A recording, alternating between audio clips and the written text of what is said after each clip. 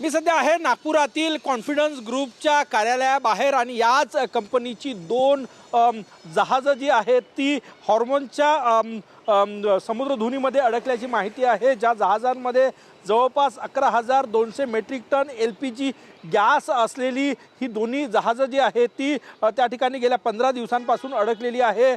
पश्चिम आशियातील युद्धजन्य परिस्थितीमुळे कॉन्फिडन्स पेट्रोलियमला मोठा फटका बसलेला आहे। त्यांनी भाड्याने घेतलेली दोन जहाज़ं जी LPG वाहून आपल्या देशात आणणार होती ती गेल्या 15 दिवसांपासून हॉर्मोनच्या समुद्रधुनीमध्ये अडकलेली आहेत।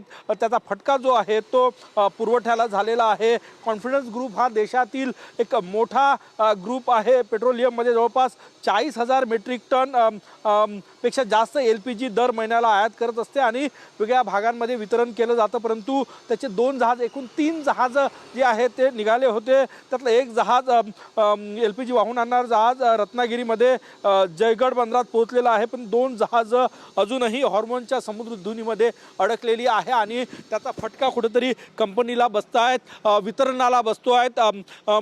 गो गॅस च्या माध्यमातून LPGचं वितरण जे आहे ते कॉन्फिडन्स ग्रुप करत असतो, परंतु या कंपनीचे दोन जहाज हॉर्मोनच्या समुद्रधुनीमध्ये जी LPG घेऊन येत होते ती अडकलेली आहेत। कॅमेरामॅन सचिन सयामसह गजानन उमाटे, TV9 मराठी, नागपूर।